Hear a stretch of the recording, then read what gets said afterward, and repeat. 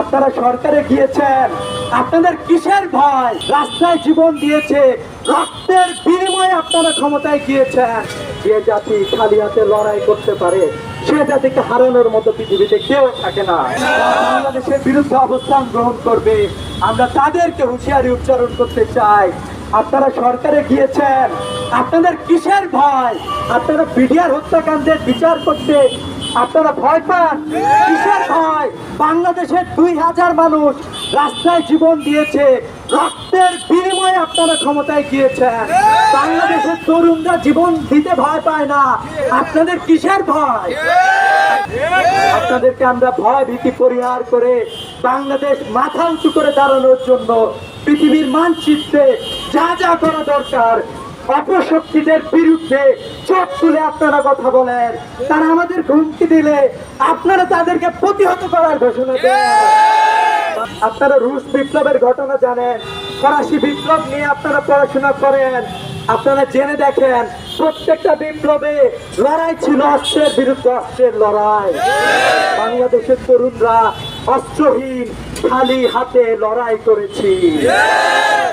যে জাতি খালি হাতে লড়াই করতে পারে সে জাতিকে হারানোর মতো পৃথিবীতে কেউ থাকে না।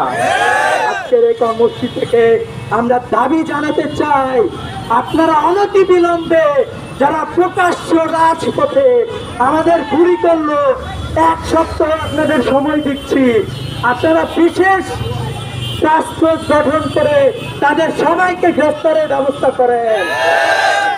অন্যথায় বাংলাদেশে শান্তি আসা কঠিন হয়ে যেতে পারে।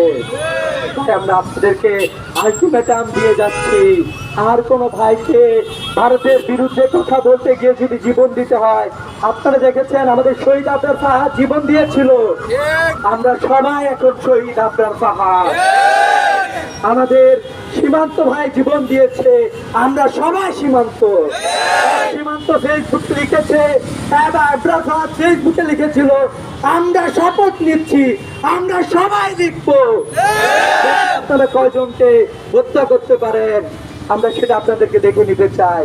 আমাদের এই প্রাইভেট বিশ্ববিদ্যালয় ভাইরা তারা জীবন নিয়ে আশঙ্কা প্রকাশ করছেন, যারা বিভিন্ন সময় মাঠে ছিল, আন্দোলন করেছে, তাদের এই আশঙ্কা থেকে আপনারা মুক্তি দেন।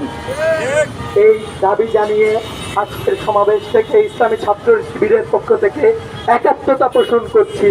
ইসলামী ছাত্র শিবিরের জনশক্তিরা, কর্মীরা বাংলাদেশের যে কোনো যৌক্তিক দাবিতে ছাত্র সমাজের পাশে থাকবে ইনশাআল্লাহ।